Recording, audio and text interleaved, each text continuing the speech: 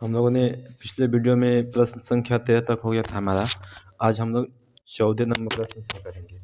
देखिए,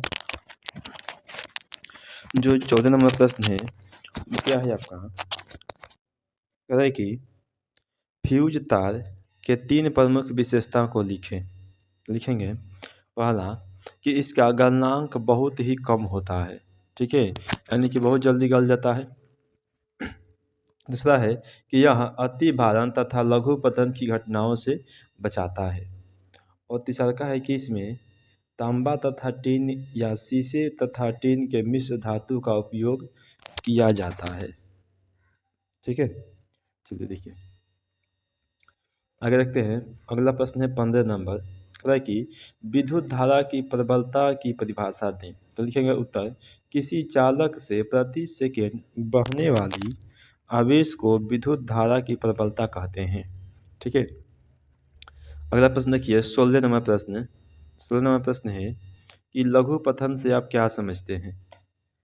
तो लिखेंगे कि जब किसी कारण से ठंडा तार तथा गर्म तार आपस में सट जाते हैं तो परिपथ में प्रतिरोध का मान घट जाता है, जिसके कारण आवश्यकता से अधिक विद्युत धारा का प्रवाह हो जाता है, जिसे लघु पतन कहते हैं। ठीक है, चलिए अगला प्रश्न देखते हैं। 17 नंबर प्रश्न देखिए। अगला प्रश्न है आपका, कहता है कि विद्युत फ्यूज क्या है। यह मिश्र धातु का बना होता है। यह किस मिश्र धातु का बना होता है। ठीक है, उत्तर, यह एक सुरक्षा की युक्ति है जो अति भारण एवं लघु पतन की घटनाओं से बचाता है। यह तांबा तथा टीन या सीसा तथा टीन के मिश्र धातु से बना होता है। ठीक है, अगला प्रश्न देखिए 18 नंबर प्रश्न। देखिए 18 नंबर प्रश्न है, कहता है कि विभवांतर से आप क्या समझते हैं। लिखेंगे एवं इसका ए सही मात्रक लिखिए। लिखेंगे उत्तर, कि विद्युतीय क्षेत्र के किसी एक बिंदु से दूसरे बिंदु तक इकाई धन आवेश को लाने में किया गया कार्य विभवांतर कहलाता है। इसका ए सही मात्रक वोल्ट होता है।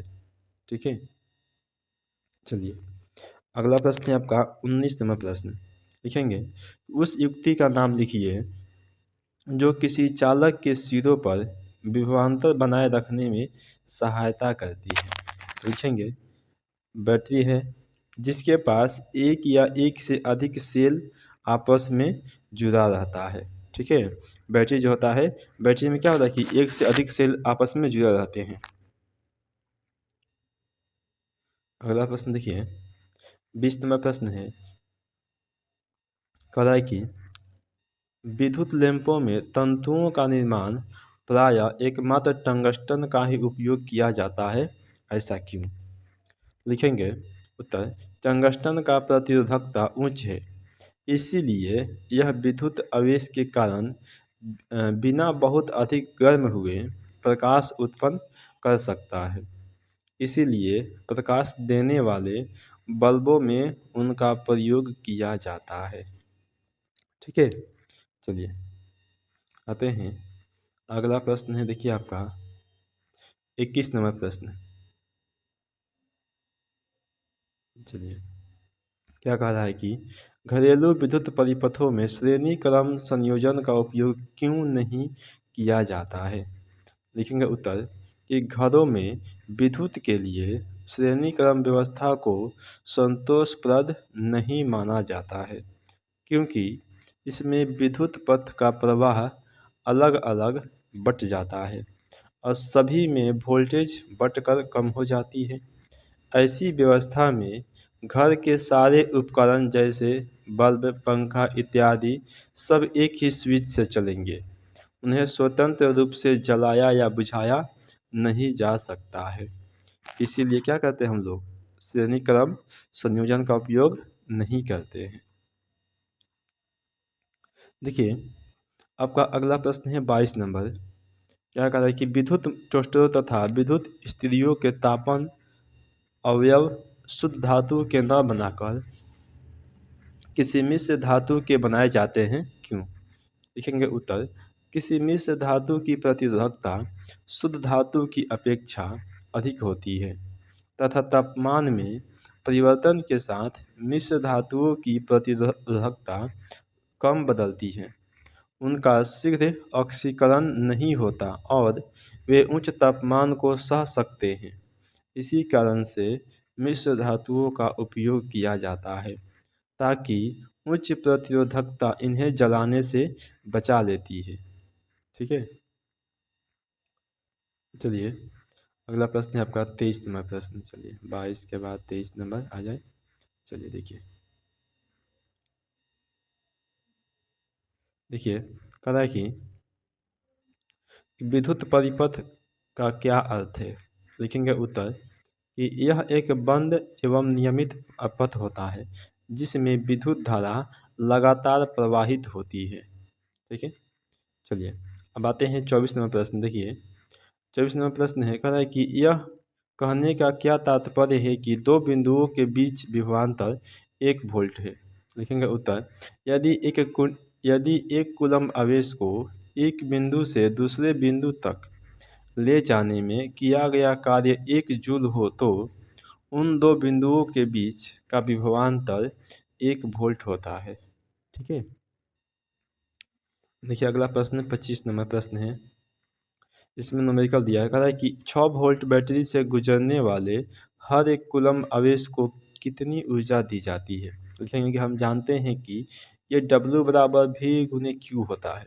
ठीक है, चूँकि W बराबर V, देखिए यहाँ पर आवेश का मान दिया हुआ है 6 वोल्ट, लिख देंगे 6 गुने वोल्ट का मान दिया है 6 और Q यानी कि आवेश कितना है 1 है, तो 6 का यानी कि आपका हो जाएगा 6 कूलम्ब। ठीक है, अगला प्रश्न देखिए। अगला प्रश्न आपका कह रहा है कि ओम के नियम लिखें। ओम के नियम लिखें एवं सत्यापित करें। लिखेंगे उत्तर कि विद्युत धारा और विभवांतर के बीच संबंध बताने वाले नियम को ओम का नियम कहते हैं। अब देखिए लिखेंगे कि ओम के नियम का सत्यापन कैसे करना है। लिखेंगे कि इस नियम का सत्यापन करने के लिए आमीटर, वोल्टमीटर, चालक तार, दाब कुंजी, बैटरी और परिवर्तनशील प्रतिरोध लेना पड़ेगा। ठीक है, लेते हैं। देखिए यहाँ पर सब लिए हुए हैं। ठीक है, ये आपका एमीटर है यानी कि ये वाला एमीटर है। वोल्टमीटर ये है वोल्टमीटर। परिवर्तनशील प्रतिरोध कहाँ है, ये है।